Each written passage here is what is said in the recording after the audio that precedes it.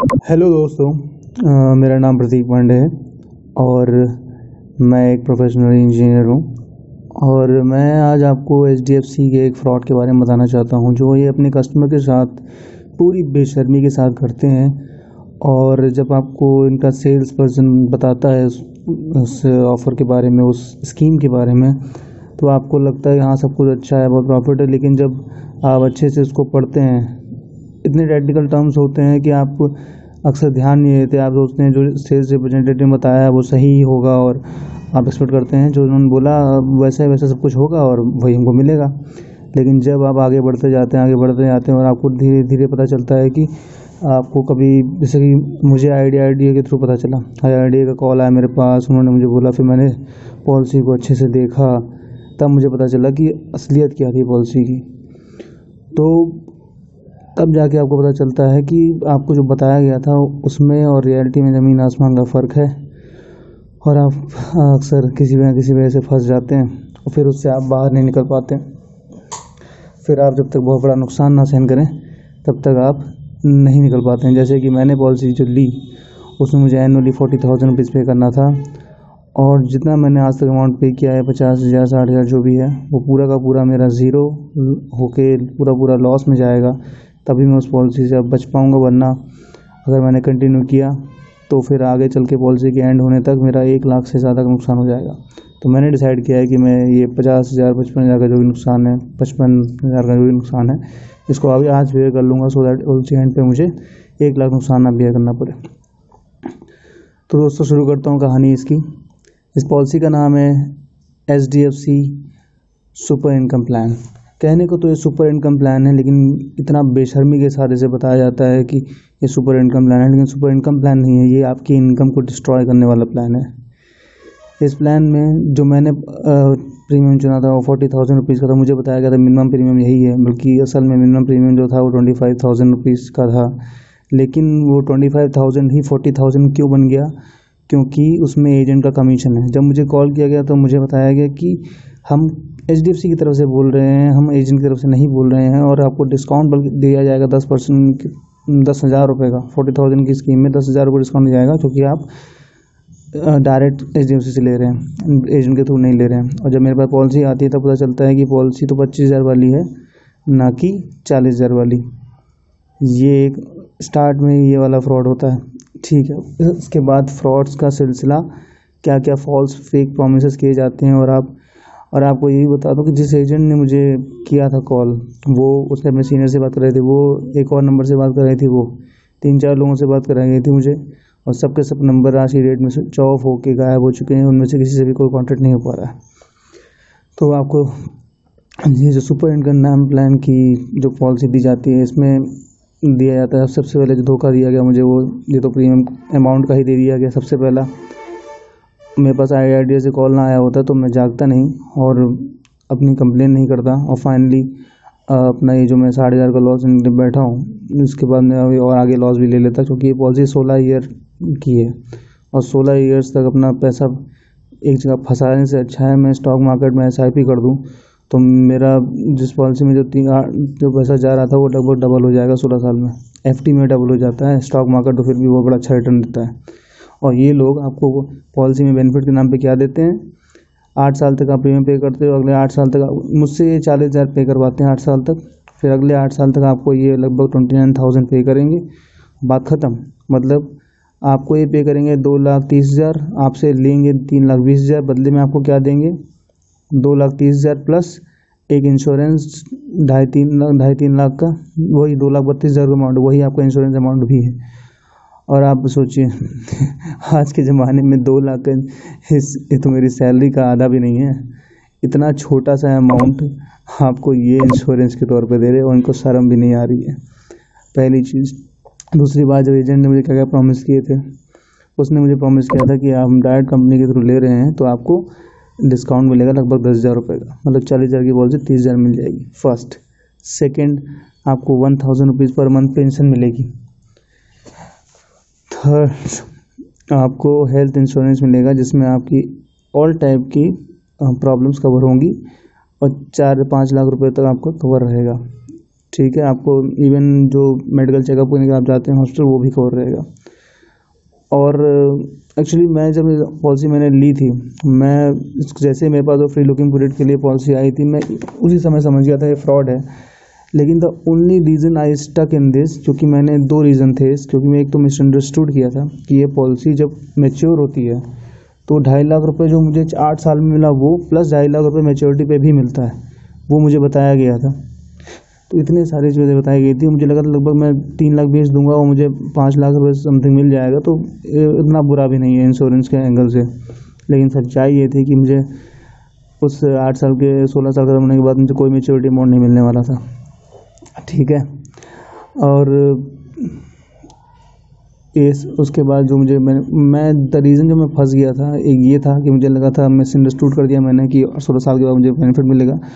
दूसरा जो एक बड़ी चीज़ थी, मैंने पेमेंट जो किया था वो डायरेक्ट फुल कैश में नहीं किया था, मैंने क्रेडिट कार्ड से पेमेंट किया था और क्रेडिट कार्ड के थ्रू EMI कन्वर्ट करा दिया था। मतलब 4,000 रुपये महीना, मतलब 40,000 की पॉलिसी की मैंने लगभग 50,000 रुपये के आसपास मैंने क्रेडिट कार्ड से पेमेंट करने की वजह से इंटरेस्ट उसमें जो लगा उसकी वजह से मुझे पे करना पड़ा।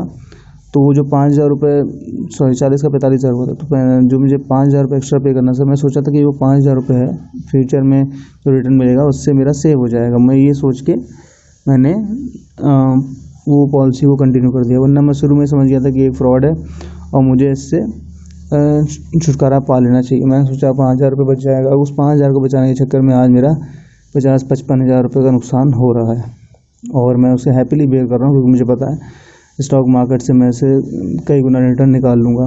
मेरे पास से 10,000 की कैपिटल भी हो तो स्टॉक मार्केट से उसको मैं धीरे धीरे करके 8 साल 16 साल में 10,000 को मैं 20,000 तो क्या 10,000 को 1 लाख भी बनाया जा सकता है। इतना अच्छा है स्टॉक मार्केट में इन्वेस्टमेंट करना अगर आपके पास नॉलेज है तो। ठीक है, और ये सब फ्रॉड्स होते हैं। फिर मैं HDFC कस्टमर केयर को कंप्लेन करता हूँ, बार बार उनसे कहता हूँ कि आप जिन लोगों ने मेरे साथ गलत किया है, मैंने आपको सारे प्रूफ शेयर किए हैं, WhatsApp chats A to Z सारी डिटेल्स दी हैं, आपको नंबर दिए हैं, सब कुछ दिया है, आप उनके खिलाफ स्ट्रिक्ट एक्शन लीजिए। उन्होंने किसी तरह का कोई एक्शन नहीं लिया था और मैंने उनसे कहा था कि जो मैंने क्रेडिट कार्ड के अमाउंट में 5,000 रुपये एक्स्ट्रा पे किए हैं एटलीस्ट वही वापस करवा दीजिए। वो कह रहे वो हमारा डिपार्टमेंट नहीं है, आपने HDFC बैंक का क्रेडिट कार्ड यूज़ किया है, उससे हमारा कोई लेना देना है नहीं, वो आपका नहीं कर सकते। तो इस बात ख़त्म हो गई। ये सब बात आज से 1 साल पहले की है, जब मैंने नई पॉलिसी ली थी तभी मैंने सब कुछ कर लिया था। आज 1 साल बाद मेरे पास IRD की तरफ से फ़ोन आया, उन्होंने उनसे कहा कि आपको पॉलिसी जब बेची गई तब क्या आपकी पॉलिसी का रेगुलर फॉलो मिलता है, क्या अमाउंट कितना हो गया, कोई आपको फॉलो मिलता है, क्या आपका एजेंट आपको बात करता है। मैंने कहा नहीं, वो सब तो स्विच ऑफ फ़ोन करके भाग गए। तो उन्होंने कहा गवर्नमेंट आपकी प्रोटेक्शन के लिए है यहाँ पर, और हम गवर्निंग बॉडी ऑफ इंडिया से आपकी कंप्लेंट डलवा के आपका जितना भी हार्ड अर्नड मनी है उसको वापस दिलवाने की कोशिश करेंगे। उन्होंने कंप्लेंट की HDFC के पास, HDFC ने मुझे कॉल किया, उनसे सारी मेरी कहानी जो मैंने आपको सुनाई वो उन्होंने खुद सुनी और उसके बाद उन्होंने कहा हम आपकी आगे कंप्लेंट कर देंगे और आप कोशिश करेंगे कि जो गवर्नमेंट जिसने बॉडी बनाई है, वो वाली गवर्नमेंट बॉडी ऑफ इंडिया जिसने बॉडी बनाई है इसी पर्पज़ से कि आपका हार्ड अर्न मनी जो ऐसे फ्रॉड की वजह से बर्बाद हुआ है वो आपको पूरा पैसा वापस मिल जाए।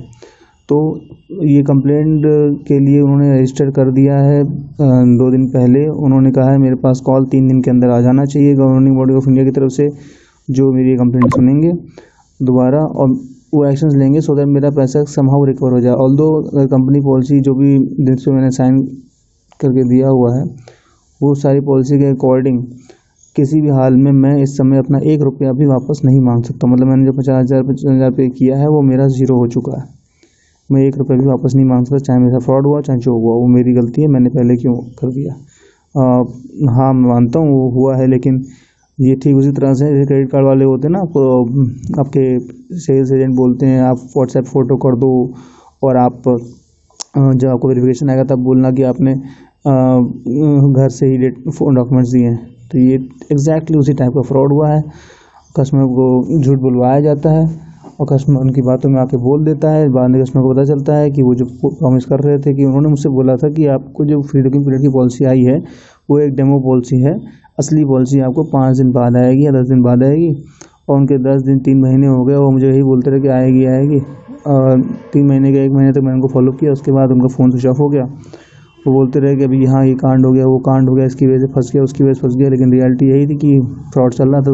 ना पॉलिसी आनी थी ना आई, जो आ गई एक बार वही आ गई। और इसी तरह से मैं इस फ्रॉड में फंस चुका था और मैंने सोचा कि इस मेरी तरह से फ्रॉड में से मैं नहीं फंसाऊँगा। हमारे ऐसे मिडिल क्लास छोटे गरीब लोग हम लोग ऐसी पॉलिसी भी सोच करते हैं कि हमारा फ्यूचर सिक्योर होगा, लेकिन फ्यूचर सिक्योर नहीं होता है। हमारी वेल्थ जो होती है वो भी डिस्ट्रॉय हो जाती है, हम लोग गरीब से और ज़्यादा गरीब होते चले जाते हैं। तो मैंने सोचा जितने लोग आप लोग ऐसे फ्रॉड के शिकार हुए हैं, आप लोगों को भी एक तरीका मिल जाएगा कि आप कैसे बच सकते हैं। और आपको बचने का सिंपल तरीका है, IRDA के नंबर पर कंप्लेंट कीजिए। IRDA आपके पॉलिसी वाली कंपनी के पास कॉल करेगा, वो आपका गवर्निंग बॉडी ऑफ इंडिया के थ्रू कंप्लेंट करवा के आपका पैसा रिकवर कराने में हेल्प करेंगे। और आगे भी मैं अपडेट दूंगा कि ये कंप्लेंट के बाद कंप्लेंट कितने दिन में हुई, आगे क्या एक्शन लिया गया, ये सारे अपडेट्स मैं आपको ज़रूर दूंगा। धन्यवाद। और हाँ दोस्तों, जानने से पहले एक चीज़ और बताना चाहूँगा, कभी भी किसी भी तरह का एंडाउमेंट प्लान, इंश्योरेंस, ऐसा प्लान जिसमें आपको इन्वेस्टमेंट पे पॉलिसी के साथ साथ रिटर्न भी मिलता हो, कभी भी ऐसी किसी पॉलिसी में एंट्री मत करिएगा किसी भी प्राइवेट कंपनी से। अगर आपका कभी कम इस टाइप की स्कीम में कभी एंट्री करने का मन करे भी, जो कि आपको नहीं करना चाहिए, तो LIC के अलावा किसी और कंपनी के थ्रू मत जाइएगा, क्योंकि देश के सारे सबके सब चोर हैं। ये जितने भी HDFC या कोई भी हो, ये सब के सब चोर ही हैं। और आपको वो थोड़ा बहुत भरोसा अगर आप किसी कर सकते हो तो LIC कर सकते हो, क्योंकि अल्टीमेटली आपका पैसा क्या कहते हैं, जाना गड्ढे में ही है। अगर आपको रिटर्न चाहिए तो आपको इन्वेस्टमेंट करनी चाहिए, आपको लाइफ इंश्योरेंस चाहिए तो आपको टर्म इंश्योरेंस लेना चाहिए किसी अच्छी कंपनी से। LIC में भी टर्म इंश्योरेंस होता है, हर कंपनी में होता है, मैक्स लाइफ का इंश्योरेंस भी है। तो जब आपको लगे आपको लाइफ इंश्योरेंस चाहिए तो टर्म इंश्योरेंस लीजिए, और आपको चाहिए इन्वेस्टमेंट पर रिटर्न चाहिए तो सबसे लो रिटर्न 8% का PPF से मिल जाता है। FD से आप 4% ले लो, वो ज़्यादा अच्छा है ऐसी स्कीम से। So please be careful. And stock market से अच्छा इन्वेस्टमेंट का कोई तरीका है नहीं। अगर आपको अच्छे रिटर्न चाहिए 10-15% के, सब सिंपली SIP कर दीजिए। म्यूचुअल फंड में किसी भी अच्छे फंड में SIP कर दीजिए और आप डेफिनेटली 100% रिटर्न ही पाएंगे। आप एग्जांपल देखिए, सेंसेक्स जो मार्च 2020 के में 7,000 के आसपास पहुंच गया था, आज की डेट में वो 14,000 से ऊपर, 1 साल से भी कम में उसने आपका पैसा डबल से ऊपर कर दिया है। ये होती है स्टॉक मार्केट की पावर। लेकिन आपको क्या मिला होगा? सिर्फ लॉस। जिसने भी इस तरह के प्लान लिए होंगे, मुझे भी सिर्फ लॉस ही मिला। इस साल भी मेरा 1 लाख से ऊपर लॉस हुआ है इस तरह की स्कीम से चलते हुए। लेकिन मुझे कोई अफसोस नहीं, क्योंकि मैंने स्टॉक मार्केट में बहुत लर्न किया है और अब मुझे पूरी उम्मीद है कि स्टॉक मार्केट से मैं बहुत जल्दी अपने सारे सपने पूरे करूँगा। धन्यवाद। स्वस्थ रहिए, ध्यान रखिए और इन सब से बचिए। हर कोई आपका पैसा छीनने के लिए खड़ा है मार्केट में, कोई आपके लिए नहीं है, सब आपका पैसा छीनने के लिए है। तो बहुत संभल के रहिए, कोई आपका सगा नहीं है। तो अपना ध्यान रखिए और सब ज़्यादा चीज़ों को अपने हाथों में रखने की कोशिश कीजिए। धन्यवाद।